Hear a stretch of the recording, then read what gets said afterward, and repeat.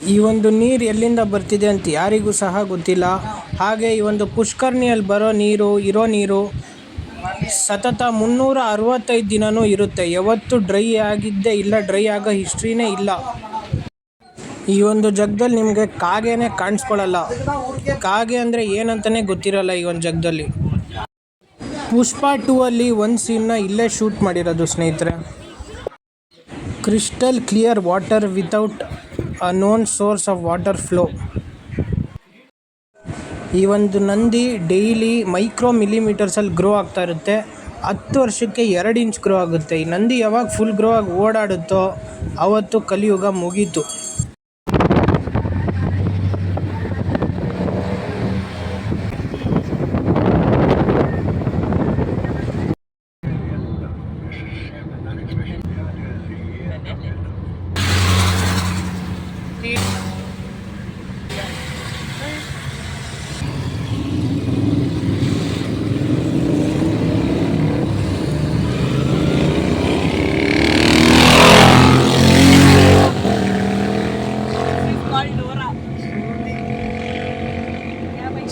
ಚಿತ್ರಾನ್ನ, ಬೂಂದಿ, ಮೊಸರನ್ನ.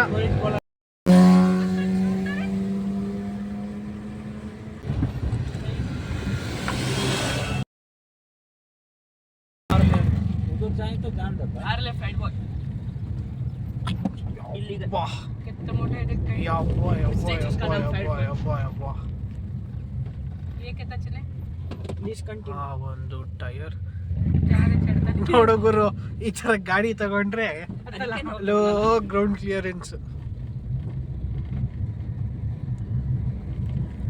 Not made for Indian roads.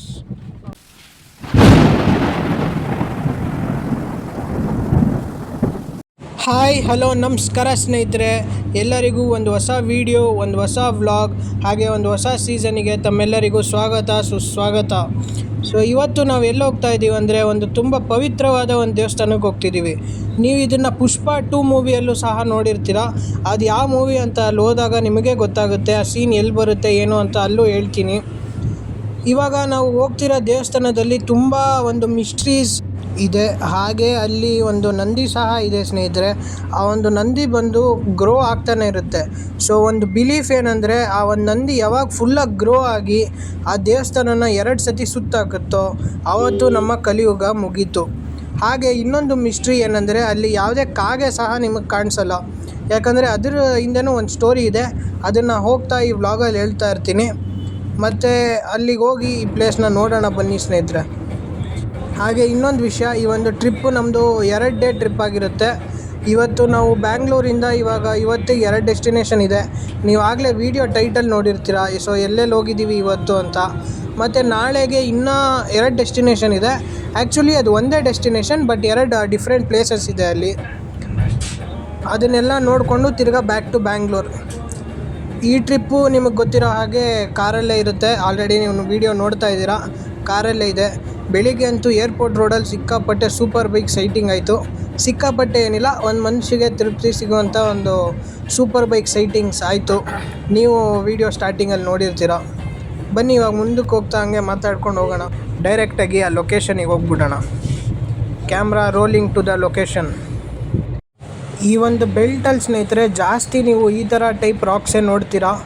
So ಇದೇನಿದೆ, ಇದು sedimentary rocks, lime stone, ಈ granite ಎಲ್ಲ ಮಾಡ್ತಾರಲ್ಲ ಆ ಥರ ಟೈಪ್ ಸ್ಟೋನ್ಸ್ ಇದು ತುಂಬಾ ನೋಡ್ಬೋದು.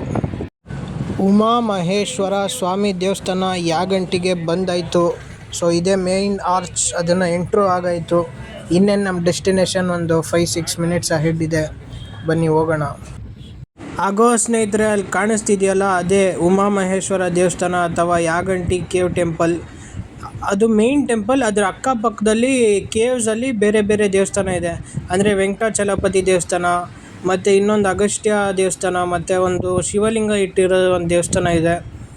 ಸೊ ಇಲ್ಲೆಲ್ಲ ಅಗಸ್ತ್ಯ ಋಷಿ ಮುನಿಯವರು ಬಂದು ಇಲ್ಲಿ ತಪಸ್ಸು ಮಾಡಿದ್ದು ಅಂತ ಜಾಗ ಇದು. ನೋಡಿ ಅಲ್ಲಿ ಕಾಣಿಸ್ತಿದೆ ನೋಡಿ ನಿಮಗೆ ಕೇವ್, ಅಲ್ಲಿ ರೈಟ್ ಹ್ಯಾಂಡ್ ಸೈಡಲ್ಲಿ. ಸೊ ಅದೇ ಕೇವ್. ಅಲ್ಲಿಗೆಲ್ಲ ಹೋಗಿ ಏನೇನಿದೆ ಒಳಗಡೆ ಅಂತ ಎಲ್ಲ ಎಕ್ಸ್ಪ್ಲೋರ್ ಮಾಡೋಣ. ಮತ್ತು ಇನ್ನೊಂದು ಏನಂದರೆ ಸ್ನೇಹಿತರೆ, ಈ ಒಂದು ಪ್ಲೇಸ್ ಏನಿದೆ ಇದು ಜಾಸ್ತಿ ಜನಕ್ಕೆ ಗೊತ್ತಿಲ್ಲ. ಅಂದರೆ ಇಲ್ಲಿ ಆಂಧ್ರದಲ್ಲಿ ಇರೋರ್ಗೆ ಗೊತ್ತಿರುತ್ತೆ, ಆದರೆ ಲೋಕಲ್ ಕ್ರೌಡ್ಸಿಗೆ ಗೊತ್ತಿರುತ್ತೆ. ಆಚೆ ಕ್ರೌಡ್ ಅವರಿಗೆ ಅಷ್ಟು ಗೊತ್ತಿಲ್ಲ ಈ ಜಾಗ. ಸೊ ಬನ್ನಿ ಇದನ್ನು ಹೋಗಿ ಎಕ್ಸ್ಪ್ಲೋರ್ ಮಾಡೋಣ. ನೋಡಿ ಇಲ್ಲಿ ಹಿಂದೆ ಇದೆ ಯಾಗಂಟಿ ಅಂತ, ಆದರೆ ನನ್ನ ಹಿಂದೆ ಇವಾಗ ಸದ್ಯಕ್ಕೆ ಅರ್ಬೇನಿಯಾ ಇದೆ, ಅದರಿಂದ ಯಾಗಂಟಿ ಇದೆ.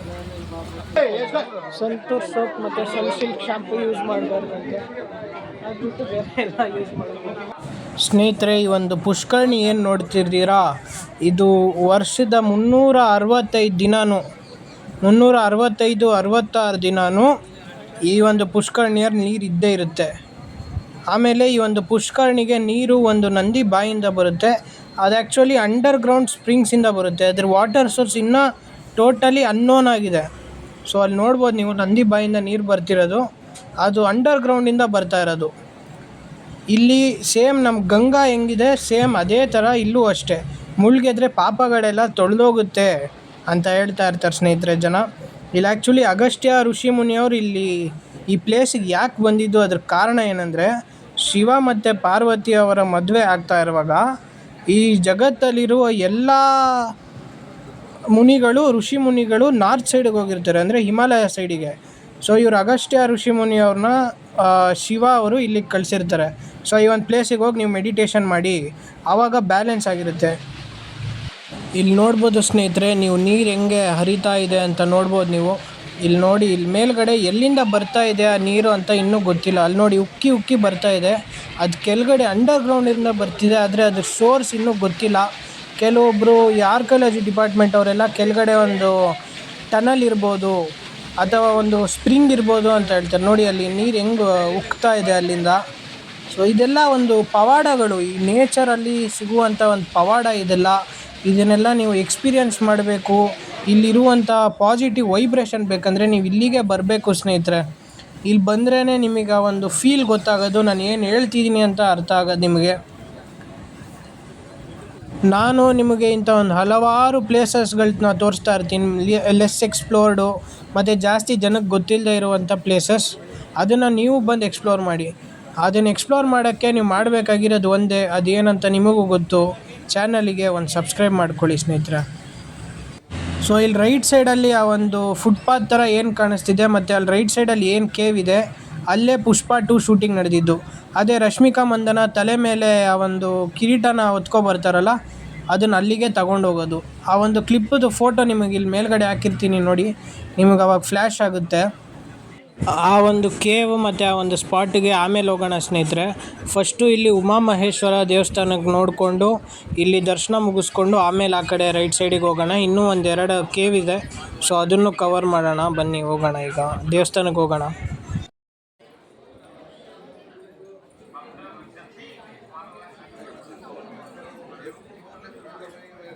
ಸ್ನೇಹಿತರೆ ಅಲ್ಲಿ ನೋಡಿ, ಅದು ಮಹಾದೀಪ ಕಂಬ ಅನಿಸುತ್ತೆ. ಅಂದರೆ ಈ ಕಾರ್ತಿಕ ದೀಪಗೆ ಒಂದು ದೀಪ ಅಂಟಿಸ್ತಾರಲ್ಲ ದೊಡ್ಡದು, ಆ ಥರ ಅನಿಸುತ್ತೆ.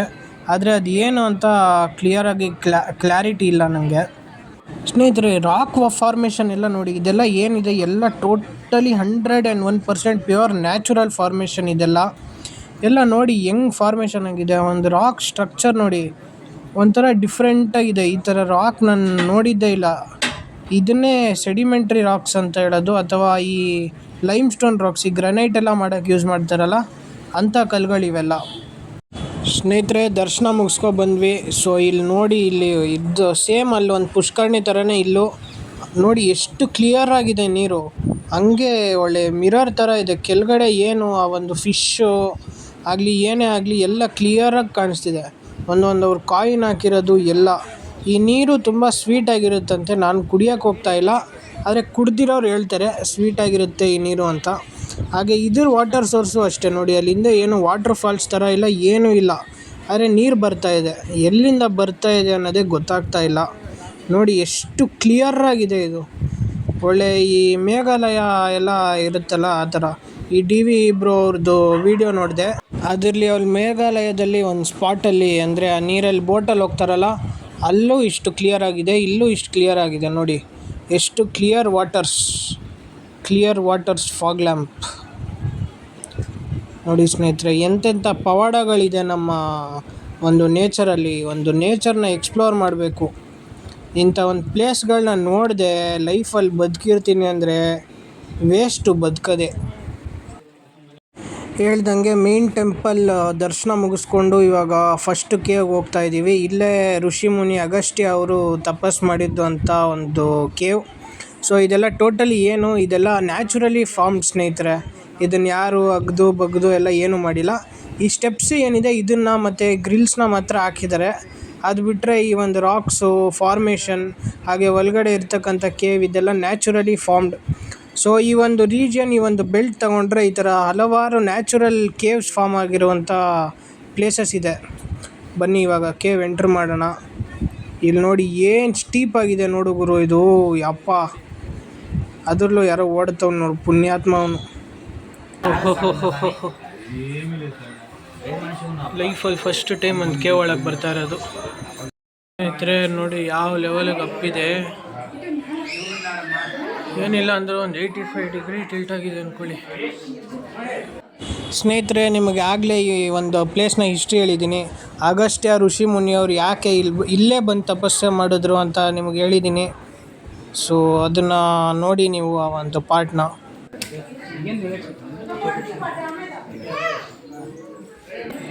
ಗುರು ಬಂಡೆಕಲ್ಲು ತುಂಬ ಜಾರುತ್ತೆ, ಅದೇ ಥರ ಸ್ಟೀಪು ತುಂಬ ಇದೆ. ಇಲ್ಲಿ ಬರೋರು ನೋಡ್ಕೊಂಡು ಹತ್ತಿ. ನೋಡಿ ಇಲ್ಲಿ ಬಂದಾಯಿತು ನೋಡಿ, ಇದೇ ಕೇವ್ ನೋಡ್ಕೊಳ್ಳಿ. ನೋಡದೇ ಇರೋರು ಕೇವ್ ನೋಡ್ಕೊಳ್ಳಿ. ನೀವು ಇಲ್ಲಿಗೆ ಬಂದು ಎಕ್ಸ್ಪ್ಲೋರ್ ಮಾಡಿ. ನನ್ನ ಲೈಫಲ್ಲಂತೂ ನಾನು ಫಸ್ಟ್ ಟೈಮ್ ಕೇವ್ ನೋಡ್ತಿರೋದು ಒಳಗಡೆಯಿಂದ.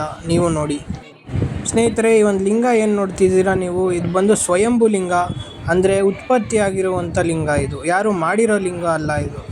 So this is also one of the speciality of this place ಅಂತಲೇ ಹೇಳ್ಬೋದು. ಸೊ ಸ್ನೇಹಿತರೆ, ಇವರೇ ಋಷಿ ಮುನಿ ಅಗಸ್ತ್ಯ ಅಥವಾ ಅಗಸ್ತ್ಯ ಋಷಿ ಮುನಿ. ಅವರು ಇಲ್ಲೇ ಕೂತು ತಪಸ್ ಮಾಡಿದ್ದು ಇಂಥ ಒಂದು ಗುಹೆ ಒಳಗಡೆ, ನ್ಯಾಚುರಲಿ ಫಾರ್ಮ್ಡ್ ಗುಹೆ ಒಳಗಡೆ. ಇದ್ರ ಸ್ಟ್ರೈಟ್ ಆಪೋಸಿಟ್ ನೀವು ನೋಡ್ಬೋದು ಒಂದು ಶಿವಲಿಂಗ ಇದೆ. ಸೊ ನೀವು ಶಿವಲಿಂಗಕ್ಕೆ ಕೈ ಮುಕ್ಕೊಳ್ಳಿ ಸ್ನೇಹಿತರೆ. ಆ ಮಗುನು ನೋಡಿ ಎಷ್ಟು ಚೆನ್ನಾಗಿ ಮುಗಿತಾ ಇದೆ. ಸೊ ಅದೇ ಥರ ನೀವು ಕೈ ಮುಕ್ಕೊಳ್ಳಿ. ಎಲ್ಲರಿಗೂ ಒಳ್ಳೇದು ಮಾಡಲಿ ದೇವರು. ಮತ್ತು ನಮ್ಮ ಚಾನಲಿಗೂ ಸ್ವಲ್ಪ ಒಳ್ಳೆಯ ಸಬ್ಸ್ಕ್ರೈಬರ್ಸ್ ಬರಲಿ ಅಂತ ಕೇಳ್ಕೊತೀನಿ. ಸೊ ನೋಡಿ, ಇವರು ಇಲ್ಲಿ ಬಂದು ಇಲ್ಲಿ ತಪಸ್ಸೆ ಮಾಡಿದ್ದಕ್ಕೆ ನಾವು ಈ ಒಂದು ಪ್ಲೇಸಿಗೆ ಬಂದಿರೋದು. ಸೊ ಇವರಿಂದ ನಮಗೆ ಈ ಒಂದು ಪ್ಲೇಸ್ ಗೊತ್ತಾಯಿತು. ಸೊ ಬೇರೆಯವ್ರ ದಾರಿ ಮೇಲೂ ನಡಿಬೇಕು, ನಾವು ಒಂದು ಸ್ವಂತ ದಾರಿಯಲ್ಲೂ ನಡಿಬೇಕು. ಇವಾಗ ನೋಡಿ ಸ್ನೇಹಿತರೆ, ನಿಮ್ಗೆ ಗೊತ್ತಾಗುತ್ತೆ ಇದು ಎಷ್ಟು ಡೌನ್ ಇದೆ, ನಾವು ಎಷ್ಟು ಅಪ್ಪತ್ತು ಬಂದಿದ್ದೀವಿ ಅಂತ. ಸೊ ಇದೇ ಈ ಒಂದು ಅಗಸ್ತ್ಯ ಮುನಿ ಇದ್ದಂಥ ಕೇವ್. ಸೊ ಇದೇನಿಲ್ಲ, ಡೆಡ್ ಎಂಡ್. ದೇವ್ರು ನೋಡಿದ್ವಿ, ಇವಾಗ ವಾಪಸ್ ಹೋಗೋಣ ಬೇರೆದಕ್ಕೆ. ಸ್ನೇಹಿತರೆ, ಇವಾಗ ನಾವು ಏನು ಹೋಗ್ತಾ ಇದ್ದೀವಿ, ವೆಂಕಟೇಶ್ವರನ ದೇವಸ್ಥಾನ. ಸೊ ಈ ಗುಹೆಯಲ್ಲೇ ಆ ಒಂದು ಪುಷ್ಪ 2 ಮೂವಿ ಶೂಟಿಂಗ್ ನಡೆದಿದ್ದು. ಹಾಗೆ ಇಲ್ಲಿ ಯಾಕೆ ವೆಂಕಟೇಶ್ವರ ಬಂದಿದ್ದು ಶಿವನ ದೇವಸ್ಥಾನದಲ್ಲಿ ಅಂತ ನೋಡಿದ್ರೆ, ಆ್ಯಕ್ಚುಲಿ ಅಲ್ಲಿ ಉಮಾಮಹೇಶ್ವರ ಏನು ನೋಡಿದ್ವಿ, ಅಲ್ಲಿ ಮೇನ್ ಟೆಂಪಲ್, ಅಲ್ಲಿ ಫಸ್ಟು ಈ ಒಂದು ವಿಗ್ರಹನ ಇಡೋಕ್ಕೆ ಅವ್ರು ಪ್ಲ್ಯಾನ್ ಮಾಡಿರ್ತಾರೆ. ಆದರೆ ಡ್ಯೂ ಟು ಸಮ್ ರೀಸನ್ ಆ ಒಂದು ಅವ್ರದ್ದು ಕಾಲು ಬೆರಳು ಏನಿರುತ್ತೆ ಅದು ಒಡೆದೋಗಿರುತ್ತೆ.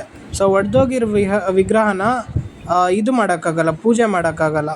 ಸೊ ಅದರಿಂದ ಇಲ್ಲಿ ಅದಕ್ಕೊಂದು ಸಪ್ರೇಟ್ ಟೆಂಪಲ್ ಇಟ್ಟು, ಇಲ್ಲಿ ಒಂದು ಸಪ್ರೇಟ್ ಗುಹೆಲ್ ಟೆಂಪಲ್ ಇಟ್ಟು ಇಲ್ಲಿ ಪೂಜೆ ಮಾಡ್ತಾರೆ ಸ್ನೇಹಿತರೆ. ಅಲ್ಲಿ ಒಳಗಡೆ ವೀಡಿಯೋ ತೆಗಿತಾ ಇದ್ದೆ, ಅವ್ರು ಬಂದು ವೀಡಿಯೋ ನಾಟ್ ಅಲೌಡ್ ಅಂತ ಹೇಳ್ಬಿಟ್ರು. ಸೊ ಅದಕ್ಕೆ ಇವಾಗ ಆಚೆ ಬಂದೆ. ಸೊ ಈ ಒಂದು ಪ್ಲೇಸ್ ಬಗ್ಗೆ ಇನ್ನೂ ಒಂದು ಇಂಪಾರ್ಟೆಂಟ್ ಥಿಂಗ್ ಇದೆ, ಬನ್ನಿ ನೋಡೋಣ. ಸ್ನೇಹಿತರೆ, ಈ ಒಂದು ನಂದಿ ಏನು ನೋಡ್ತಿದ್ದೀರಾ, ಇದು ಈ ಪ್ಲೇಸ್ನ ಒಂದು ಪವಾಡ ಅಥವಾ ಮಿಸ್ಟ್ರಿ ಅಂತಲೇ ಹೇಳ್ಬೋದು. ಯಾಕಂದರೆ ಈ ನಂದಿ ಇನ್ಸ್ಟಾಲ್ ಮಾಡಿದಾಗ ಒಂದು ತುಂಬ ಚಿಕ್ಕ ವಿಗ್ರಹ ಆಗಿತ್ತು, ಅದು ಬೆಳೆದು ಇಷ್ಟು ದೊಡ್ಡದಾಗಿದೆ. ಸೊ ಫಸ್ಟು ಇಲ್ಲಿ ಏನು ಗ್ಯಾಪ್ಗಳು ನೋಡ್ತಿದ್ದೀರಾ, ಇಲ್ಲಿ ಪ್ರದಕ್ಷಿಣೆ ಹಾಕೋಕ್ಕೆ ಇಲ್ಲಿ ಜಾಗ ಇತ್ತು. ಆದರೆ ಇವಾಗ ನಂದಿ ಬೆಳೆದು ಇಷ್ಟು ದೊಡ್ಡದಾಗಿದೆ. ಸೊ ಈ ನಂದಿ ಯಾವಾಗ ಪೂರ್ತಿ ಬೆಳೆದು ಈ ದೇವಸ್ಥಾನನ 2 ಸುತ್ತುತ್ತೋ ಆವಾಗ ಅಲ್ಲಿಗೆ ಕಲಿಯುಗ ಎಂಡ್ ಆಯಿತು ಸ್ನೇಹಿತರೆ. ಸೊ ಇಲ್ಲಿ ನೋಡ್ಬೋದು ನೀವು, ಅದು ಒಂದು ಪಿಲ್ಲರ್, ಆ್ಯಕ್ಚುಲಿ ಇಲ್ಲಿ ಇದು ಬೆಳೆಯೋ ಕಾರಣದಿಂದ ಒಂದು ಪಿಲ್ಲರ್ ಸಹ ತೆಗೆದಿದ್ದಾರೆ ಇಲ್ಲಿಂದ. ಸೊ ಏನು ಅನ್ಕೋತೀವೋ ಅದು ಆಗುತ್ತೋ ಇಲ್ಲೋ ಗೊತ್ತಿಲ್ಲ. ಕಲಿಯುಗ ಎಂಡ್ ಆಗೋ ಅಷ್ಟರಲ್ಲಿ ನಾವು ಆಗಲೇ ಎಂಡ್ ಆಗಿಬಿಟ್ಟಿರ್ತೀವಿ. ಆದರೂ ಇದೆಲ್ಲ ಒಂದು ನಂಬಿಕೆ. ನಮ್ಮ ಗ್ರಂಥಗಳಲ್ಲಿ ಸಹ ಇದನ್ನು ಮೆನ್ಷನ್ ಮಾಡಿದ್ದಾರೆ. ಇದನ್ನು ನಂಬೋದು ಅಥವಾ ಬಿಡೋದು ನಿಮಗೆ ಬಿಟ್ಟಿದ್ದು ಸ್ನೇಹಿತರೆ. ಆದರೆ ಇಂಥ ಒಂದು ಪವಾಡ, ಯಾಕಂದರೆ ಒಂದು ಕಲ್ಲು ಗ್ರೋ ಆಗ್ತಿದೆ ಅಂದರೆ ಅದ್ರ ಬಿಹೈಂಡ್ ಒಂದು ಸೈನ್ಸ್ ಇರಬೇಕು ಅಥವಾ ಒಂದು ಸೂಪರ್ ನ್ಯಾಚುರಲ್ ಪವರ್ ಇರಬೇಕು. ಸುಮ್ಮನೆ ಯಾವುದು ಗ್ರೋ ಆಗೋಲ್ಲ. ಸೈನ್ಸು ಏನು ಅಂತ ಇನ್ನೂ ಪ್ರೂವ್ ಆಗಿಲ್ಲ. ಅದಕ್ಕಿಂತ ಇದನ್ನು ಸೂಪರ್ ನ್ಯಾಚುರಲ್ ಪವರ್ ಅಂತಲೇ ಅಂದ್ಕೊಳ್ಳೋಣ. ಸ್ನೇಹಿತರೆ, ಯಾಗಂಟಿ ದೇವಸ್ಥಾನ ನೋಡಿರ್ತೀರ. ಆ ದೇವಸ್ಥಾನ ಇಷ್ಟ ಆಗಿದ್ದಲ್ಲಿ ಈ ವಿಡಿಯೋ ಒಂದು ಲೈಕ್ ಮಾಡಿ. ಹಾಗೆ ಚಾನಲ್ ಸಬ್ಸ್ಕ್ರೈಬ್ ಮಾಡಿದೆ ವಿಡಿಯೋ ನೋಡ್ತಿರೋರು ದಯವಿಟ್ಟು ಒಂದು ಸಬ್ಸ್ಕ್ರೈಬ್ ಮಾಡಿ. ಸ್ನೇಹಿತರೆ, ಆ ಜಾಗದ ಬಗ್ಗೆ ಒಂದು ಮಿಸ್ಟ್ರಿ ಹೇಳೋದು ಮರ್ತೋದೆ. ಏನಂದರೆ, ಆ ಜಾಗದಲ್ಲಿ ಎಲ್ಲೂ ನಿಮಗೆ ಕ್ರೋ ಕಾಣಿಸಲ್ಲ ಅಂತ ಹೇಳ್ತಾರೆ. ಯಾಕೆ ಕಾಣಿಸಲ್ಲ ಅಂದರೆ, ಅಗಸ್ತ್ಯ ಋಷಿ ಮುನಿಯವರು ತಪಸ್ಸೆ ಮಾಡಬೇಕಾದ್ರೆ ಅಲ್ಲಿ ಕಾಗೆ ಬಂದು ಡಿಸ್ಟರ್ಬ್ ಮಾಡ್ತಾ ಇರುತ್ತೆ. ಸೊ ಅದರಿಂದ ಅಲ್ಲಿ ಯಾವುದು ಅವರು ಶಾಪ ಹಾಕಿರ್ತಾರೆ, ಇಲ್ಲಿ ಯಾವುದು ಕ್ರೋ ಇರಬಾರ್ದು, ಯಾವುದು ಕಾಗೆ ಇರಬಾರ್ದು ಅಂತ. ಸೊ ಅದರಿಂದ ಅಲ್ಲಿ ಕಾಗೆ ಸಹ ಇರಲ್ಲ. ಆದರೆ ನನ್ನ ಕಣ್ಣಿಗೆ ಒಂದು 3-4 ಕಾಗೆ ಕಾಣಿಸ್ಕೊತು. So I don't know which to believe, or ಇದು ಬರೀ ಒಂದು ಹೈಪೋಥೆಟಿಕಲ್ ಸಿಚುವೇಶನಾ ಅಂತ ಗೊತ್ತಿಲ್ಲ ಸ್ನೇಹಿತರೆ. ಸೊ ಅದು ಬರೀ ಅದನ್ನು ಬರೆದವರಿಗೆ ಗೊತ್ತಿರಬೇಕು. ಸೊ ಅದ್ರ ಮೇಲೆ ಏನೋ ಕಾಂಟ್ರವರ್ಸಿ ಮಾಡೋದು ಬೇಡ. ಸೊ ಈ ಒಂದು ಪ್ಲೇಸ್ನ ಎಕ್ಸ್ಪ್ಲೋರ್ ಮಾಡಿದ್ದೀವಿ. ಇವಾಗ ಮುಂದಕ್ಕೂ ಹೋಗ್ತಾ ಇದ್ದೀವಿ ನೆಕ್ಸ್ಟ್ ಡೆಸ್ಟಿನೇಷನ್ಗೆ. ನಮ್ಮ ನೆಕ್ಸ್ಟ್ ಡೆಸ್ಟಿನೇಷನ್ ಬಂದು ನಮ್ಮ ನೆಕ್ಸ್ಟ್ ವ್ಲಾಗಲ್ಲಿ ಬರುತ್ತೆ. ಯಾಕಂದರೆ ಆಗಲೇ ಈ ಒಂದು ವ್ಲಾಗ್ ತುಂಬ ಲೆಂತಿಯಾಗಿರುತ್ತೆ ಅನ್ಕೋತೀನಿ. ಸೊ ಸ್ನೇಹಿತರೆ, ಈ ಒಂದು ವಿಡಿಯೋನ ಇಲ್ಲೇ ಎಂಡ್ ಮಾಡ್ತೀನಿ. ನೆಕ್ಸ್ಟ್ ಡೆಸ್ಟಿನೇಷನಲ್ಲಿ ಸಿಗೋಣ ಅಂತ ಹೇಳ್ತಾ ಬಾಯ್, ಸಿ ಯು, ಟಾಟಾ. ಆವಾಗವರೆಗೂ ವಿಡಿಯೋನ ಲೈಕ್ ಮಾಡಿ, ಕಮೆಂಟ್ ಮಾಡಿ, ಹಾಗೆ ಚಾನಲಿಗೆ ಒಂದು ಸಬ್ಸ್ಕ್ರೈಬ್ ಮಾಡಿ ಅಂತ ಹೇಳ್ತಾ ಟಾಟಾ ಸ್ನೇಹಿತರೆ.